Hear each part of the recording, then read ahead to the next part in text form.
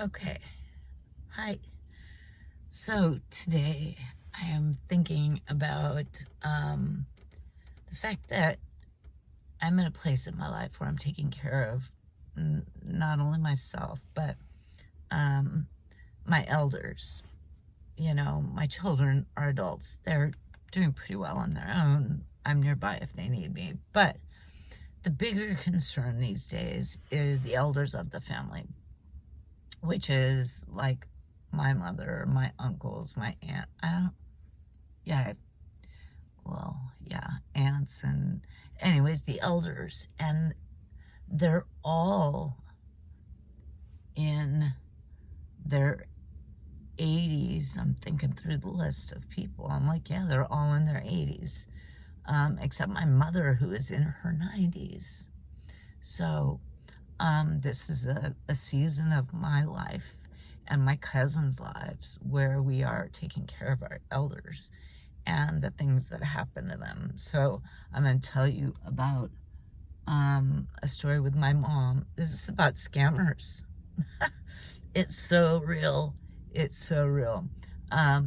So my mother has an iPad and she uses it and she does go on Facebook, and apparently my father passed away, I don't know, 6 years ago.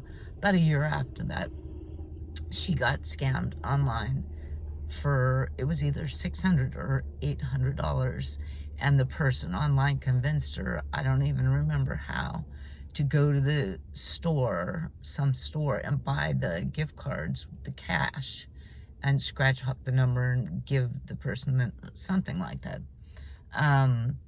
And thank gosh she told my brother and I about it, because then we were able to have a good talk with her about how these scammers work. And she has some cognitive decline, but she's very trusting, and that's what these people prey on, the scammers prey on. So that happened to her, and then she was good. After we talked to her, she was good. And then this last year, we had a very, very close call because, once again, somebody controlled her mind enough online. Somebody should know. She wound up, I don't even know the full circumstances of it. She's very embarrassed about it, doesn't like to talk about the story.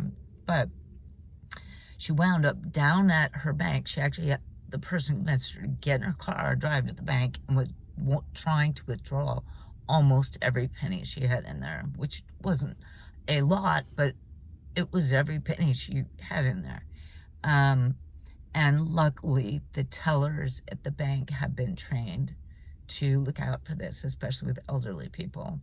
And they went through a checklist of questions with her, and there were enough red flags that they put a pause on it, and they found in her bank information my brother's phone number, and they called my brother, and my brother said, no, don't give her any money, don't. Oh, and she wanted it all in cash, and she supposedly was going to bring it back to her house, and this online person was going to come by and pick it up at her house.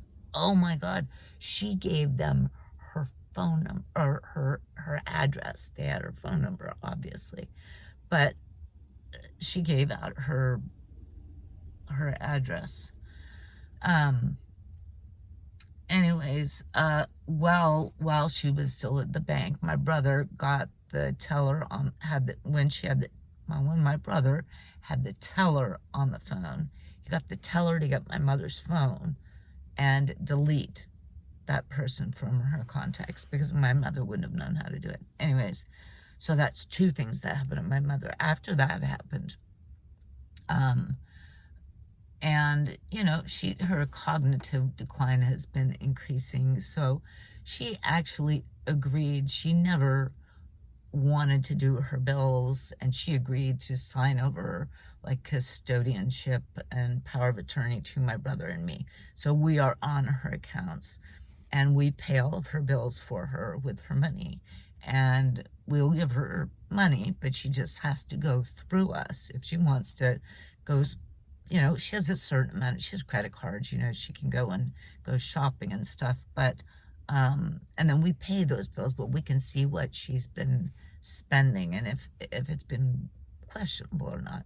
And she's been really good, and she's perfectly happy doing that. She says she doesn't want that responsibility. She doesn't want to go through that again. Anyways, so that's one person in my family that got scammed.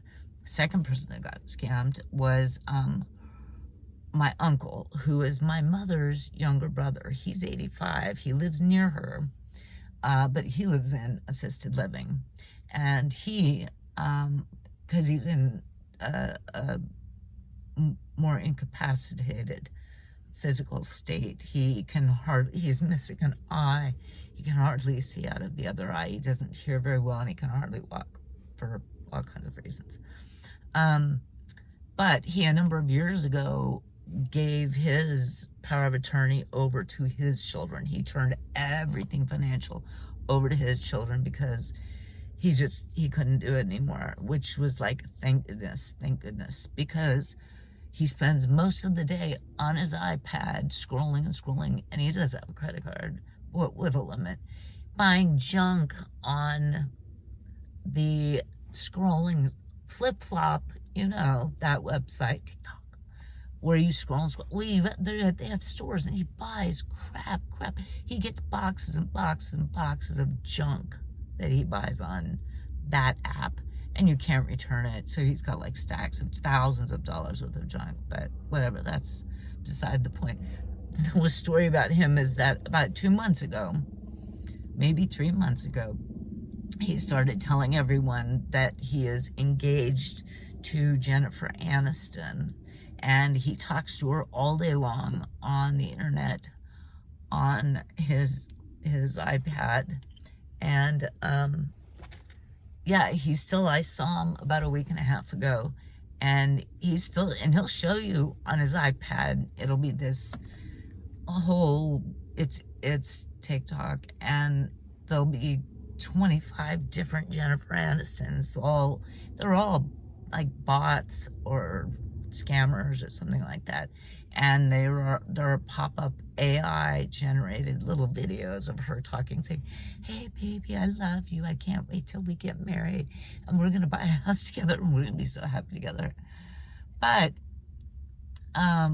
she hasn't asked him for any money, and it's been like 2 or 3 months that he's been talking about being engaged to her. And so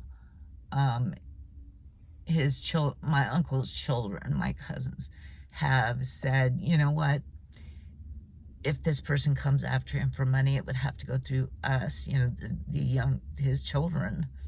And otherwise, it's making him happy, I guess, to chat online. And it could be just bots that are just chatting him up, and he's having fun. So that's 2 stories of scammers and our elders. Anyways, that's enough for today. Have a good one.